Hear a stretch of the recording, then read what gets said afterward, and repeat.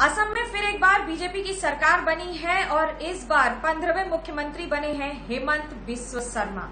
चाणक्य माना जाता है उन्हें पूर्वोत्तर भारत में जिस तरह से गठजोड़ करके हर जगह लगभग बीजेपी की सरकार बना दी है। स्वागत है आपका मुख्यमंत्री साहब हमारे शो पर।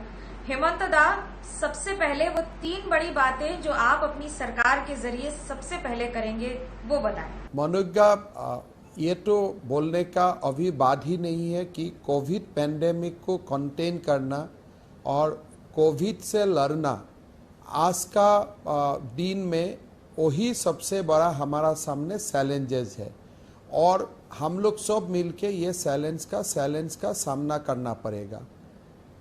साथ ही साथ पैरेलली हमने जो तमाम वायदा किया है हमारा इलेक्शन मैनिफेस्टो में, politics of development, politics of identity, ये दोनों मुद्दे पर हम लोग जितना भी कमिटमेंट किया हो, ये कमिटमेंट को हम लोग को आगे बढ़वाना होगा और वही मेरा सामने सबसे बड़ा चुनौती भी है। सीए और एनआरसी की बातें रही हैं, कैसे देखते हैं उसको और क्या करेगी आपकी सरकार उसे लागू कर देने के लिए? जमीन पर क्या है फैसला उस पर आपका? देखिए मनोज्ञा, ये दोनों बातें मुझको हर चैनल पूछता है, खास करके नेशनल चैनल।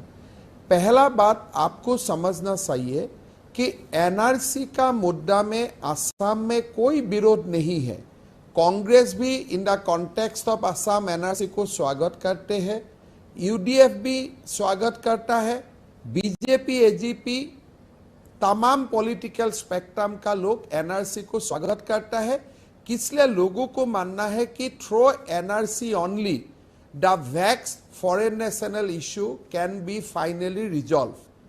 अभी एक एनआरसी का फाइनल लिस्ट निकाला, लेकिन सरकार का ये मानना है कि हमको सीमांत जिला में, भारत बांग्लादेश का जो सीमांत जिला है उसमें एक रिविजिट का जरूरत है। सुप्रीम कोर्ट में हमारा एनआरसी कोऑर्डिनेटर ने पिटीशन दाखिल किया है। अगर सुप्रीम कोर्ट अलाउ करता है तो हम लोग एक बार 20% सैंपल हम लोग रीवेरिफिकेशन करने का हमारा मन है। तो ये रहा एनआरसी का मुद्दा। जहां तक सीए का मुद्दा है, ये संसद ने ये आइन पारित किया है। Citizenship is in central list, ये स्टेट का विशेषाधिकार में नहीं है। और जब सीए का कोई विधि भारत सरकार फाइनल करेगा, उसको अमल करने के लिए अगर स्टेट का कुछ करना होगा तो हम लोग करेगा। लेकिन मैं दोबारा आपको बोलना चाहता हूं कि सिटीजनशिप इज एंटायरली सब्जेक्ट जो केंद्र का अधिकार में आते हैं, स्टेट का अधिकार में वो नहीं आते हैं। हिंदू शरणार्थी और मुस्लिम घुसपैठ, कैसे इसमें अंतर करते हैं और क्या इस पर टिके रहेंगे आप?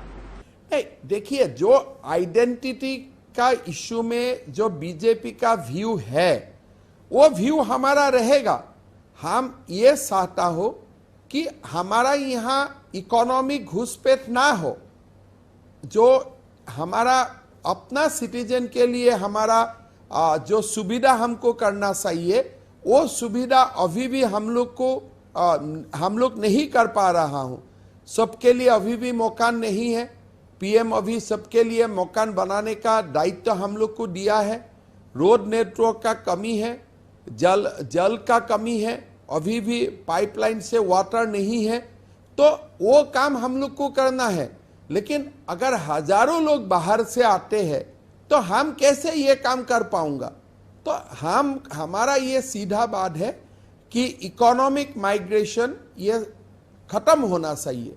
कोविड की जो चुनौती है, आप खुद स्वास्थ्य मंत्री रहे हैं और कई सारे पद आपने संभाले हैं। इस समय 3 वो बड़ी बातें जो आप करेंगे असम में ध्यान रखने के लिए कि कोविड के मामले ना बढ़ें। पहला, एक मैं टेंटेटिव बात बताना चाहता हूं। हमारा कुछ रेस्ट्रिक्शन हम शुरू किया है। 2 बजे से कर्फ्यू,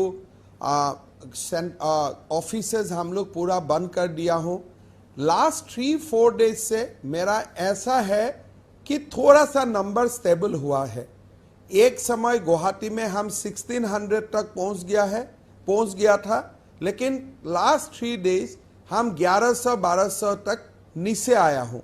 तो मेरा मानना है कि जो हमारा कंटेनमेंट पॉलिसीज है, जो हमारा टेस्ट ट्रैक और ट्रीट का जो हमारा तीनों का टी का जो हमारा मंत्र है, उसमें हम लोग काम शुरू किया है।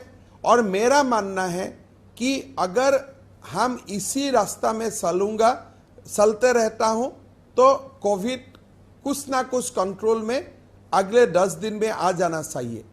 केंद्र सरकार के खिलाफ लगभग सारे नॉन बीजेपी राज्यों ने मोर्चा खोला हुआ है, लेकिन आप जब ट्वीट करते हैं तो कहते हैं हमसे ऑक्सीजन ले जाइए, काफी है हमारे पास। तो क्या आपसे कई लोग शिक्षा नहीं ले पा रहे हैं, या आप ऐसा क्या कर रहे हैं जो आपके पास सरप्लस है? पहला बात, जब प्रधानमंत्री जी ने बोला था कि छोटा छोटा ऑक्सीजन प्लांट लगाओ हॉस्पिटल में, हमने 13 ऐसे प्लांट को खड़ा कर दिया था। 6 प्लांट का काम अभी हमारा चल रहा है। असम में ऑक्सीजन का व्यवस्था रहे, इसके लिए हमने पूरा पर्याप्त कदम उठाया। और आज का दिन में आज हम अरुणाचल को भी ऑक्सीजन दे रहा हूं, मेघालय को भी ऑक्सीजन हम लोग दे रहा हूं, त्रिपुरा को भी हम लोग ऑक्सीजन दे रहा हूं, और मणिपुर को भी हम लोग असम ही ऑक्सीजन दे रहा है। केंद्रीय सरकार भी हमको 50 मेट्रिक टन का एलोकेशन किया है, और हमारा जो ओन जनरेशन है 70 मेट्रिक टन, ये दोनों मिला के अभी हमारा काम चल रहा है। असम में ऑक्सीजन के लिए एज ऑफ नाउ कोई पैनिक नहीं है।